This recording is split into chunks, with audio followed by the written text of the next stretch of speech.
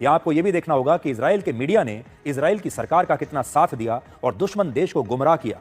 लेकिन हमारे देश में ऐसे न जाने कितने तथाकथित पत्रकार हैं, यूट्यूबर्स हैं और भी लोग हैं जो पाकिस्तान की मदद करते हैं और अपनी सेना पर सवाल उठाते हैं। बहुत सारे लोग ऐसे होते हैं जो अपनी कमजोरियों को अपनी कामयाबी में रुकावट बना लेते हैं। मिडिल ईस्ट का जो इलाका है वहां कुल मिलाकर 16 देश हैं और इनमें इजराइल अकेला ऐसा देश है जहां की बहुसंख्यक आबादी गैर मुस्लिम है।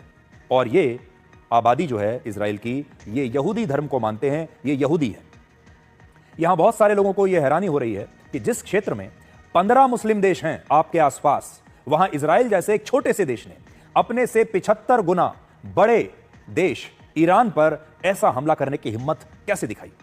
अगर आप इस नक्शे को ध्यान से देखेंगे तो इजराइल का कुल क्षेत्रफल है 21,937 वर्ग किलोमीटर, केवल 21,000, जबकि ईरान का कुल क्षेत्रफल है 16,48,000 वर्ग किलोमीटर।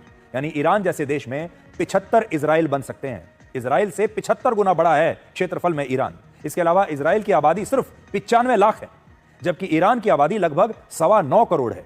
आबादी के लिहाज से भी एक ईरान जैसे देश में 10 इजराइल की आबादी समा सकती है।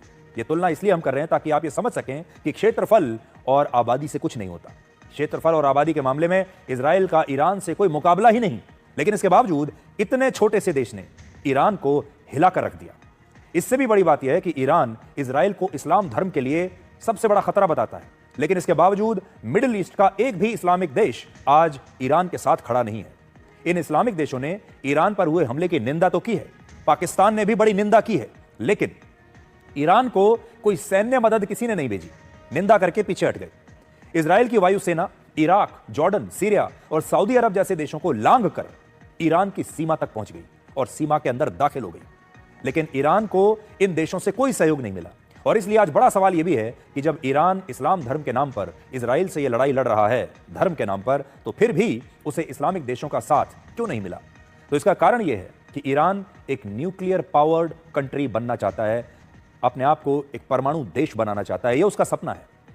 और इन देशों को भी डर है कि अगर ईरान ने अपने परमाणु हथियार विकसित कर लिए तो वो भविष्य में उन्हें भी ब्लैकमेल करेगा और उन्हें डरा कर रखेगा, जिसके कारण आज ईरान की न्यूक्लियर साइट्स पर हमला होने से ये सारे देश अंदर ही अंदर शायद खुश होंगे। और कोई भी देश ये नहीं चाहता कि उसका पड़ोसी देश परमाणु हथियार विकसित कर ले, इसलिए इजराइल भी कभी इस मामले में खुलकर बात नहीं करता। पूरी दुनिया में कुल 57 मुस्लिम देश हैं, जिनमें से सिर्फ एक देश पाकिस्तान के पास अपने परमाणु हथियार हैं, बाकी किसी के पास नहीं, और बाकी किसी मुस्लिम देश के पास एक भी परमाणु हथियार नहीं है। बहुत सारे लोग ऐसे होते हैं जो अपनी कमजोरियों को अपनी कामयाबी में रुकावट बना लेते हैं, लेकिन यहां इजराइल के केस स्टडी जो है वो बड़ी शानदार केस स्टडी है। इससे पूरी दुनिया और आप भी बहुत कुछ सीख सकते हैं। वर्ष 1948 में जब इजराइल अस्तित्व में आया, तब उसे यह बात अच्छी तरह से पता थी कि वो एक बहुत ही छोटा सा देश है और अगर मिडिल ईस्ट के बड़े बड़े देशों से उसका युद्ध हुआ तो शायद उसका यह छोटा सा देश भी समाप्त हो जाएगा। और यही सोचकर इजराइल ने अपनी सेना, अपनी खुफिया एजेंसी मोसाद और अपने हथियारों के लिए नई नई टेक्नोलॉजी को विकसित किया। आज इजराइल के पास ऐसी टेक्नोलॉजी है कि उससे बड़े बड़े देश भी मुकाबला नहीं कर सकते। टेक्नोलॉजी के आधार पर इजराइल की जो सेना है वो तो बड़ी छोटी है, लेकिन वो छोटी सी सेना भी टेक्नोलॉजी के वजह से, लेटेस्ट हथियारों की वजह से किसी भी बड़े देश पर हमला कर सकती है।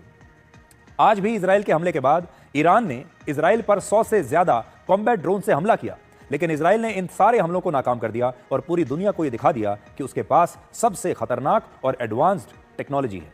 इजराइल के पास 3 तरह के एयर डिफेंस सिस्टम हैं, जिनमें आयरन डोम 70 किलोमीटर, डेविड्स स्लिंग नाम के एयर डिफेंस सिस्टम से 300 किलोमीटर और एरो एयर डिफेंस सिस्टम से 2400 किलोमीटर दूर से आ रही मिसाइल को मार गिराया जा सकता है और यह अंतरिक्ष से आने वाली मिसाइल को भी इंटरसेप्ट कर सकता है। तो आप देखिए इजराइल ने कैसे अपने आप को अपने एयर डिफेंस सिस्टम्स की वजह से बिल्कुल सुरक्षित करके रखा हुआ है। वो एक बहुत मजबूत छाते की तरह इजराइल के ऊपर रहते हैं।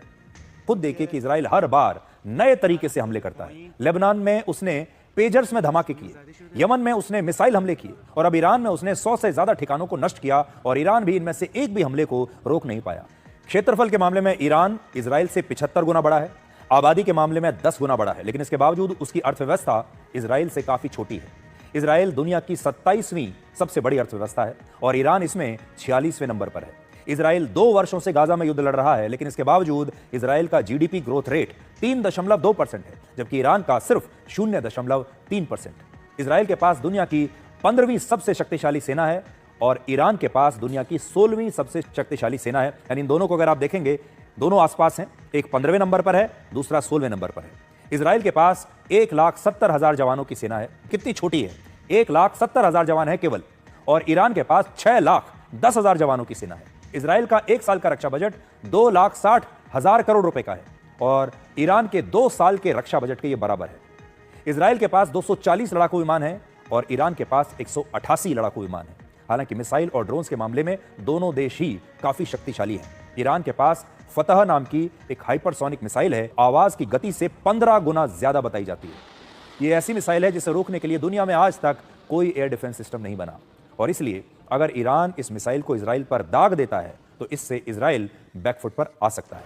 लेकिन बहुत सारे एक्सपर्ट्स ये भी दावा करते हैं कि ईरान के पास ऐसी कोई मिसाइल है ही नहीं और वो सिर्फ दुनिया को डराने के लिए ये बात बताता है कि उसके पास ये सारी मिसाइल्स हैं।